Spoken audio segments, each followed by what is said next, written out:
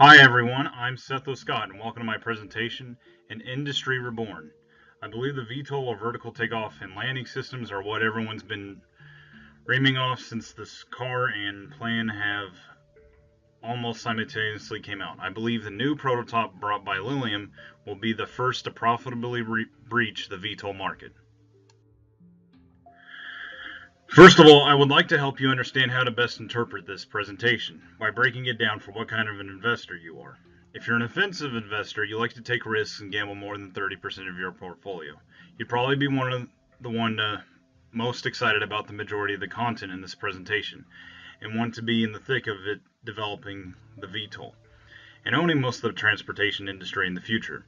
You'll need at least $6 million in liquid assets, will be more hands-on, we'll need some other serious partners, we'll need advisors from all kinds of engineering and transportation fields, and be willing to make this at least a part-time job. Pay attention to the bull slide later on. If you're defensive, you'd be happy with getting small, stable gains. You'll be building a lot of prototypes and leave them to collect dust until the aggressive investors make their move. You'd require at least $200,000 in hard assets, be pretty passive in management, and not need so much professional help in supporting the new industry. Like I said, there will be a lot of waiting on the industry to move forward to take advantage of it. Pay attention to the bear slide. On to the meat of this presentation. Lilium is a VTOL jet that uses numerous rotors to execute all of its operations. It takes off, then the rotors rotate around to the top of the wing to change into forward moving mode. There are front compartments that house more rotors that help the VTOL take off and land. You can see them out in the left photo, tucked away in the right photo. You can also see them out in the topmost photo. These rotors are stored away to protect them and save energy, as well for aesthetic purposes. How would this new product compete with past VTOL products? We're going to look at that on the slide. Now here, we are comparing the almost industry-ready ENG versus our Lilium. Lilium requires less components. The components saved in the Lilium are gearboxes, variable pitch propellers, water coolers, and aerodynamic steering flaps. You could argue that a lot of other electronic vehicles come with the amenity of saved parts. The Lilium still leads the way, compared to the ENG and most other vehicles, but the biggest victory is in the lack of sacrifice in other characteristics when alternatively fuel vehicles stack up to electric VTOLs. This last point will become obvious as we move on through the next slide. The Lilium has 6 necessary components. An ENG needs 8. The build time for both are close at 1 and 2 months. The initial cost is more stable at $265,000 versus ENG's more sporadic $200,000 to $300,000. Operation and maintenance could use plug-and-play rotors versus ENG's quad rotor design that will require a mechanic for repairs. The payload or weight capacity of these vehicles is at 440 pounds, which is competitive with planes and helicopters, whereas ENG is at 220 pounds capacity. The range for the Lilium is 190 miles versus 30 or 40 miles for the ENG. The Lilium can receive human input, whereas the ENG is only operated through an application. The max speed of Lilium is 186 miles per hour, whereas the ENG can only go up to 62 miles per hour. Notice that this means the ENG can stay airborne for less than 1 hour, whereas the Lilium can stay in the air for max speed and up to 4 hours at lower speeds. Liliums can carry 2 passengers, whereas ENG can only carry 1. If you aren't a believer yet, let's see what an expert has to say in this field. Founder of PayPal, CEO of Tesla, and CEO of SpaceX, Elon Musk has to say about this. I heard you talk about supersonic aircraft. You guys have done some beautiful work at SpaceX on VTOL. Clearly, Tesla is focused on electric. Have you thought about the synergies of electric and VTOL and aircraft for solving the 405 challenge? For solving the 405 problem, well, I mean, I do think there's a and really VTOL, vertical takeoff and landing. right. Sorry, vertical take for landing is VTOL, I do think there's a really I think the optimal sort of air transport solution is a VTOL electric supersonic plane. In this slide, we'll review the cost reduction over time where the Lilium over the next 20 years within conservative standards.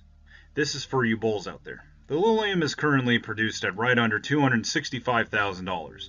The cheapest new Cessna sells for $274,900, or a little over $10K over the Lilium.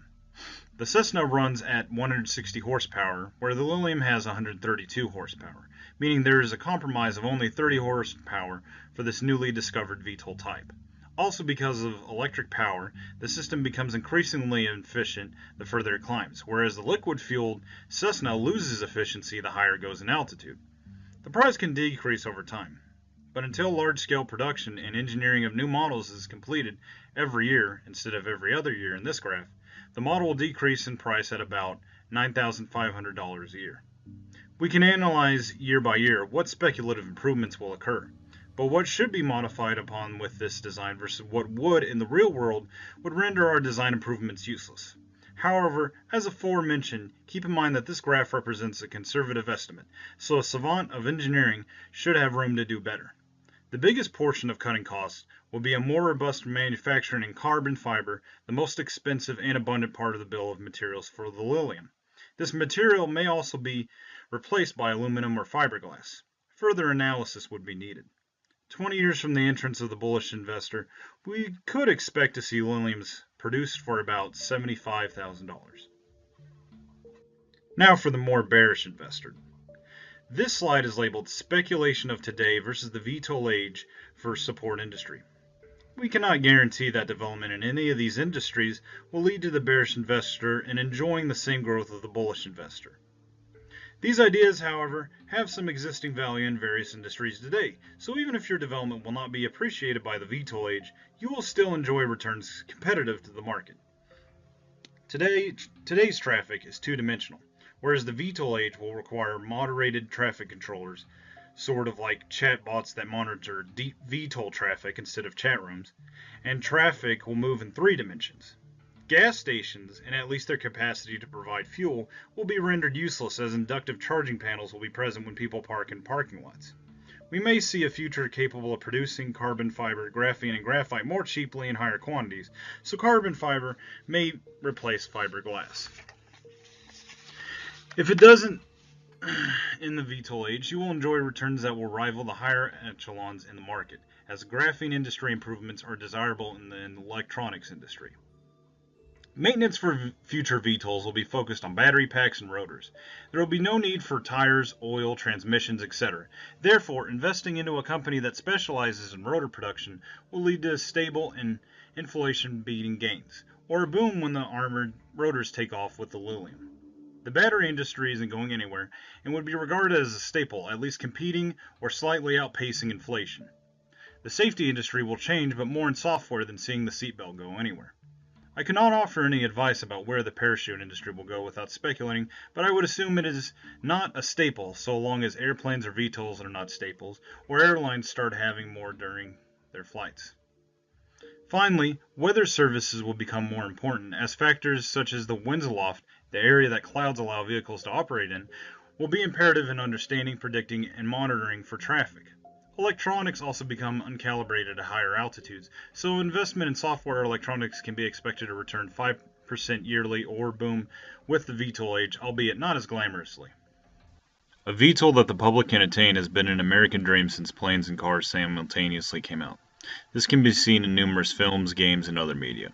With the Lilium, it seems that it is realistically within reach, and the time is now for investors to attack this opportunity, or at least adjust their portfolios to where they can safely enjoy these gains. It would be right for people to feel the historic nostalgia of the first cars being commercially available in the coming decades, and it would be realistic for one to believe that this is the rebirth of an industry. Credits. I would like to thank Lilium for its specifications, ENG for its special specifications, Elon Musk for his opinion on the importance of electronic jet VTOLs, and Dagago Trade, producer of Cold Fusion TV on YouTube, for his solid footage of the Lilium.